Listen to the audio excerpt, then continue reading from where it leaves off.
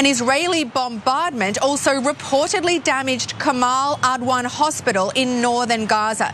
That hospital is one of the last remaining functioning medical facilities in the northern Gaza Strip.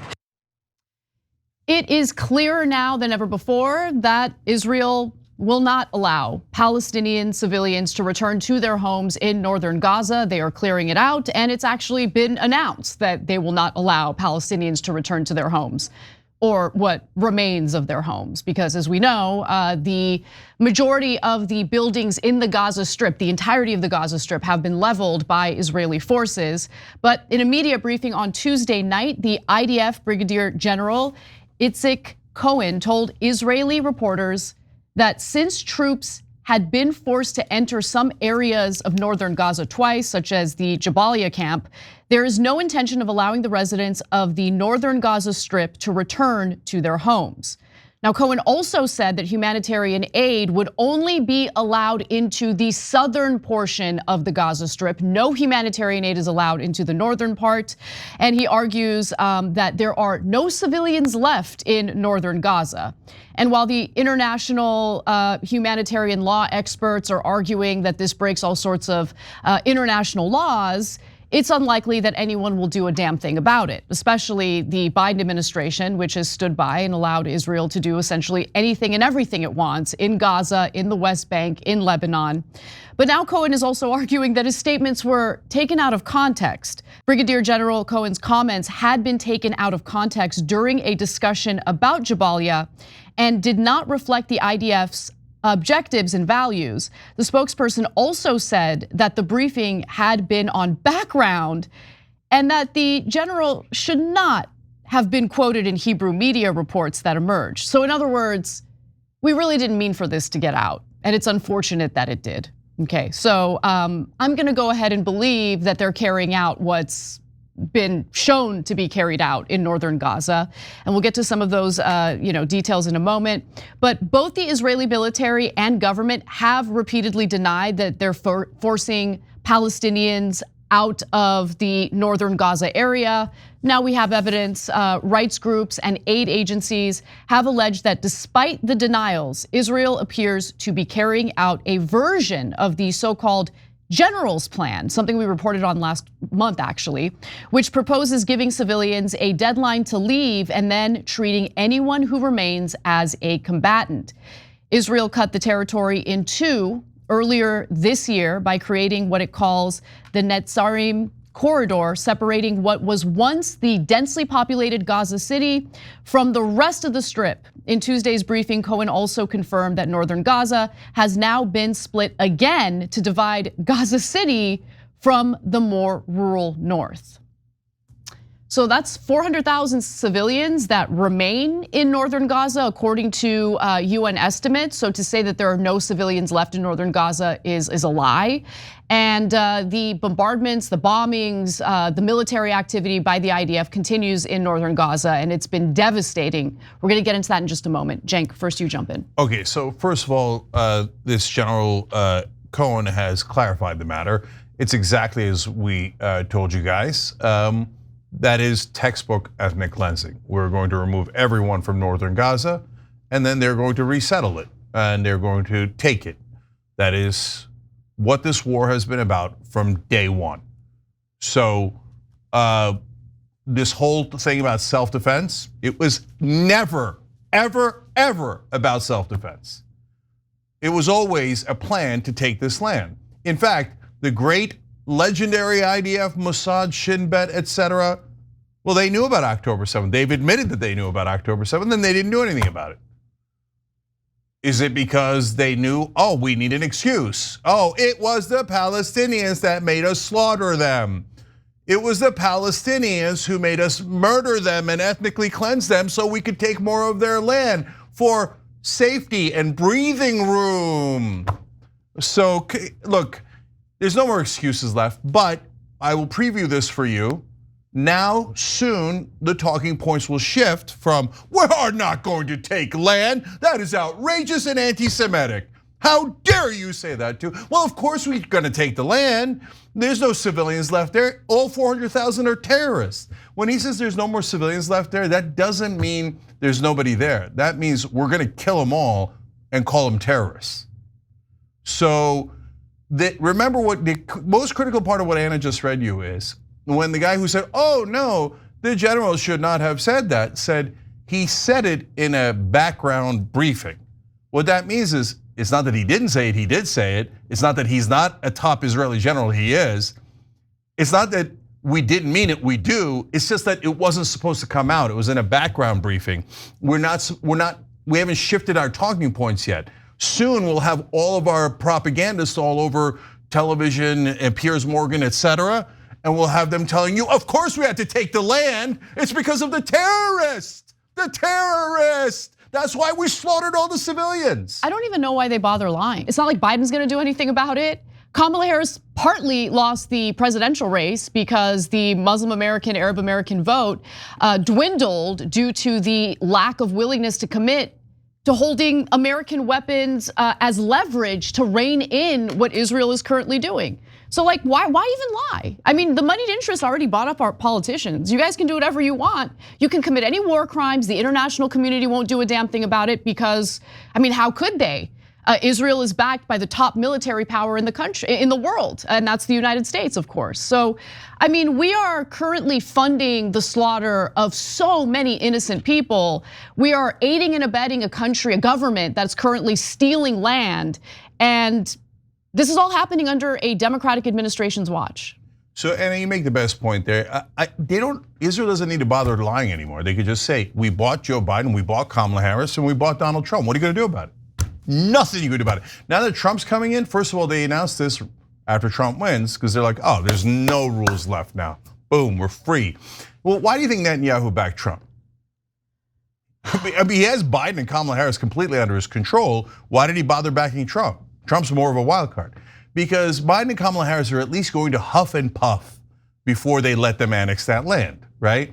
It's not gonna mean anything, Anna's right. I mean, they haven't stopped them 1% yet. And you think Joe Biden, they lost the election. He's free to do anything he likes. According to the Supreme Court, he can't even be held liable for anything he does, let alone normal, decent things to do like this, right? You think he's gonna change? He's not gonna change 1%.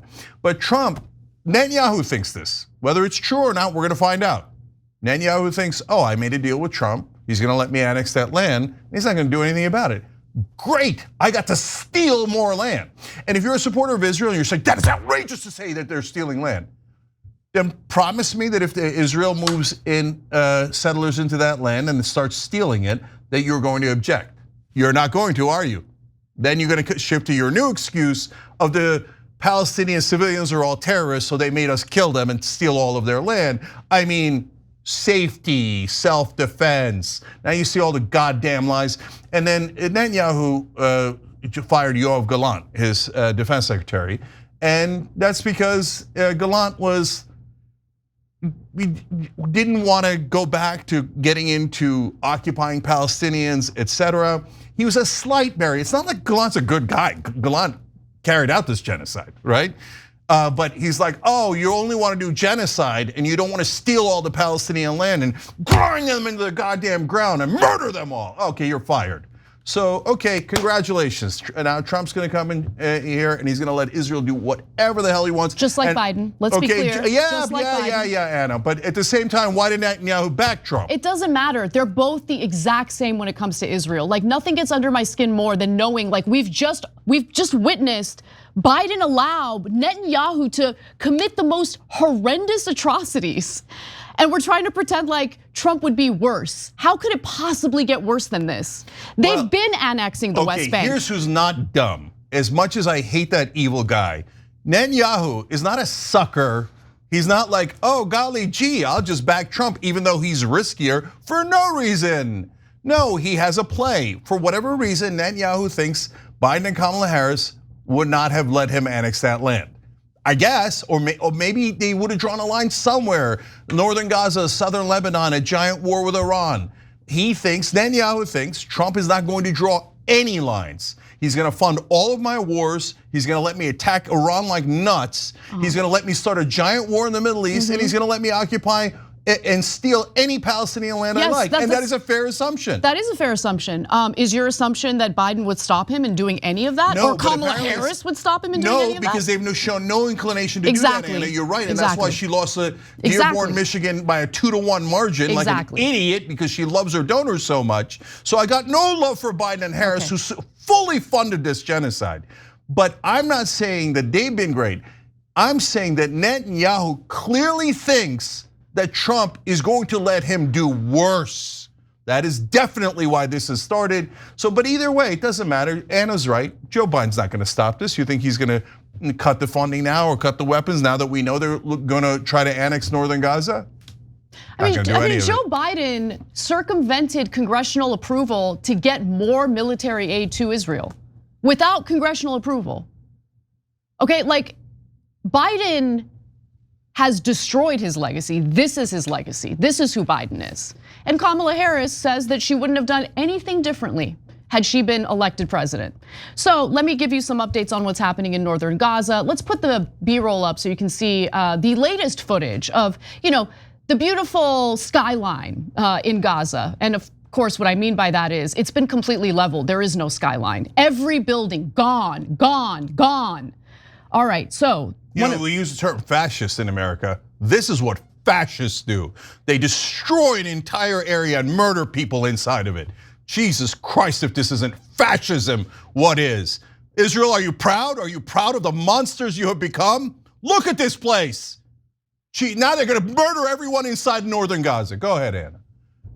15 people were recently killed in an Israeli airstrike in the northern town of Bet Lahia. The director of the Kamal Adwan hospital there posted a video showing patients fleeing the top floors of the hospital due to an Israeli strike and an artillery fire. On Wednesday, social media footage also showed waves of several dozen displaced people carrying their children and rucksacks and walking south through flattened areas of Gaza City. And many told reporters and the Associated Press that they haven't eaten for days because of the lack of humanitarian aid that's reaching the northern part of the Gaza Strip.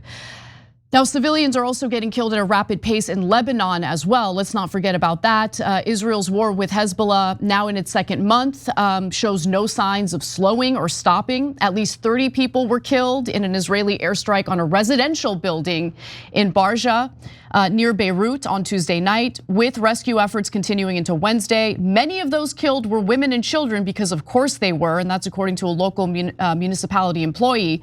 That same employee further stated that this was a civilian building in a civilian neighborhood.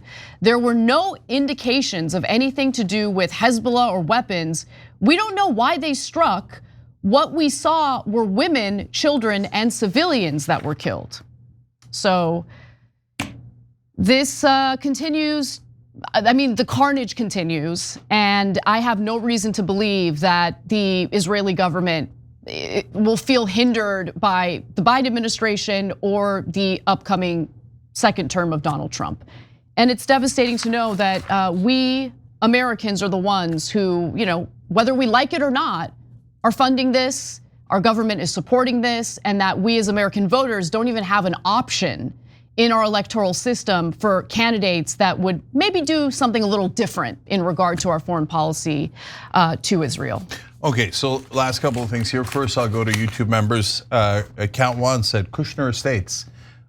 Remember Jared Kushner, the son-in-law of Donald Trump, said that Gaza would make for a very good waterfront property, and that they could make a lot of money if they just built beautiful tourist areas there. Of course, after they get rid of the meddlesome Palestinian civilians there.